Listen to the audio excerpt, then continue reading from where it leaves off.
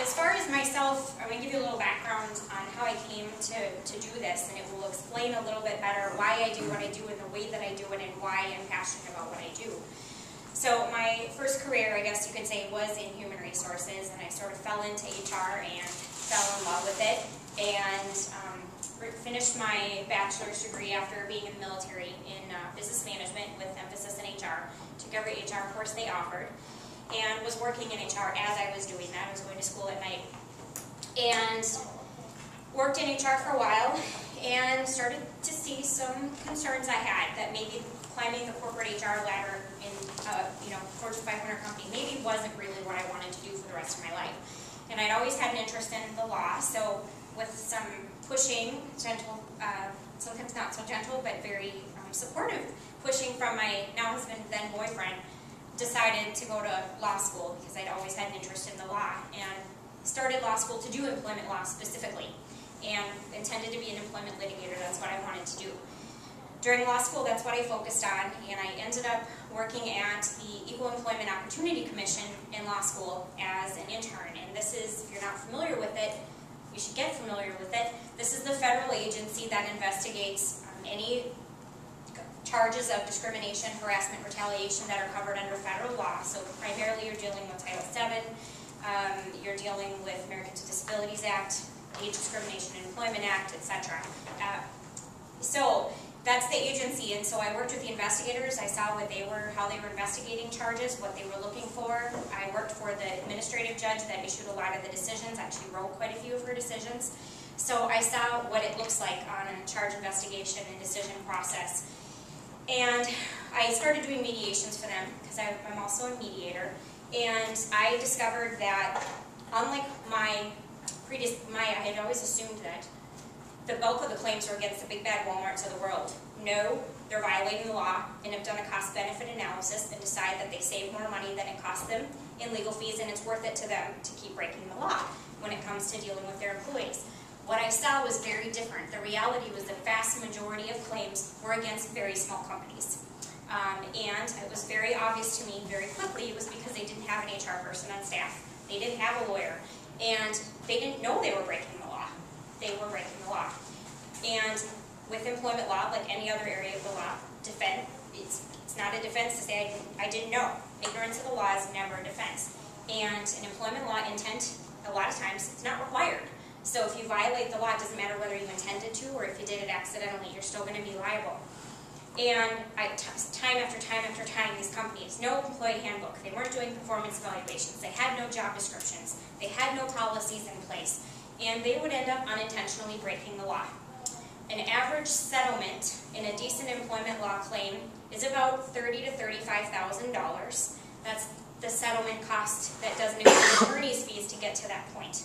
Okay, so very expensive. So what I saw was this huge market of small businesses that weren't big enough to have an HR director on staff, couldn't afford lawyers, had nobody to turn to for this help, and didn't even know they needed the help. So I decided that that's what I was going to do for my career. So that's what I do, is I do litigation as well when it's necessary, but my bread and butter is really to work with small companies on the proactive side and prevent those legal problems from happening. So that's what I do. So most of my clients have 50 or less employees. Quite a few of my clients have one employee. So there's no such company as anything that's too small for me. I always tell them, if you have one employee who's not a relative, guess what? You have the same obligations to comply with the law. There are a lot of exceptions for relatives. That's why I leave those out. So that's basically why I do what I do, and that's my goal. If I could work myself out of a job by advising every small business so that they don't make any mistakes and there are no charges against them, that would be the ultimate goal for me. I don't think that's going to happen, but that would be the idea. So I started this business 3 years ago, and luckily things have gone well so far. Let's see. There we go. All right, so some of the issues we're going to talk about are things that you need to think through before you make this decision. Again, I always focus on the proactive. So preparation, preparation, preparation is critical. So one of the issues that came up earlier that we're going to talk about are classification issues. These are big legal compliance issues. One is employee versus independent contractor, and one is salaried versus hourly. So we will talk about that. I'm going to talk about job descriptions. The vast majority of small businesses do not have written job descriptions and don't think they need to, don't see the benefit of But it does help you define the positions and your expectations for the job to make sure you're on the same page as the person you're hiring. It helps you find the right person. It really makes interviewing much easier when you have a written job description. And then once they are hired, it will help you evaluate their performance properly. We're going to talk about lawful hiring practices and documentation a little bit.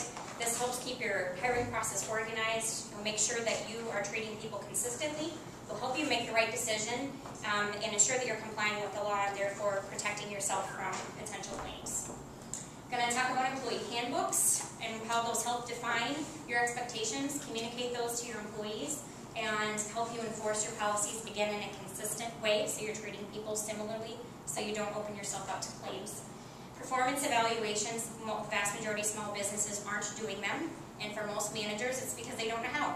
They're terrified, the idea gives them the heebie-jeebies, and it feels very overwhelming. So we're going to talk about why they're important and some tips on doing those. Will help you make decisions about promotions and pay increases, make those decisions much easier, make sure that the employees all understand what their strengths and weaknesses are, and also it's really the only way you can improve an employee's performance. If they don't know what's broken, they can't fix it.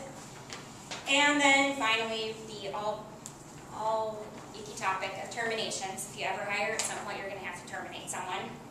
So we're going to talk a little bit about how you document your termination decisions, the legal considerations you need to be aware of, and talk a little bit about final paychecks and things like that.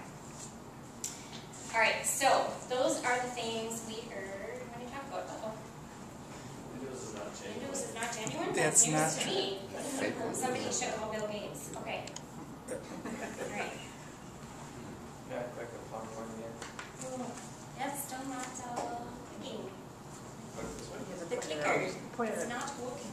Oh, You gotta point it there.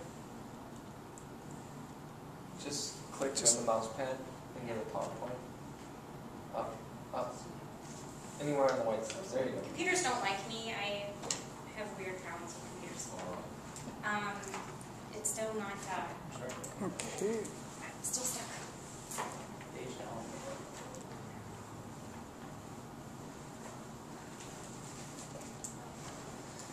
While we're doing that, you said that people are getting fined because of these things, but who comes after you? Well, it depends on the issue. When it's independent contractors who's coming after you, there's a whole bunch of government agencies that are going to come after you on both the state and Why don't federal you try level. again? Try again. There you go. There we go. Okay, so we'll launch into classification issues. Employee or independent contractor, this has been a hot button issue all over the country for the last few years. What happened was companies realized, well, let me see, if I hire an independent contractor, I don't have to pay payroll taxes, unemployment insurance, workers' comp, or benefits. Well, that's a no-brainer. I'll just bring everybody on as independent contractors and I'll save myself a heck of a lot of money. Well, what most businesses don't know is that the law actually defines what an independent contractor is, what the relationship with that contractor and the employer looks like. And if it doesn't meet that legal definition, you have a misclassification problem. Usually, there's two ways this gets discovered. The most common way is that the relationship severs at some point. The person files for unemployment. The company fights it and says, no, they're not an employee, they're an independent contractor, so I don't pay unemployment for this person. The state is then going to do, the DEED, which is Department of Economic Employment, Economic Development, something like that, is going to do an investigation and determine if that person was legitimately an independent contractor in the way the law defines it. If not, you are going to be responsible for back payroll taxes, workers' comp, and unemployment insurance on the state and federal level for the entire time that person worked for you. And there's no maximum. So if they've worked for you for 15 years, that's going to add up. That doesn't include penalties and fines if the IRS comes after you, the Minnesota Department of Revenue comes after you. So several different agencies will come after you for that, as well as Department of Economic Development. If they would have fit the definition of an independent contractor for the first 3 years, and then from the 4th year on, would they still go back all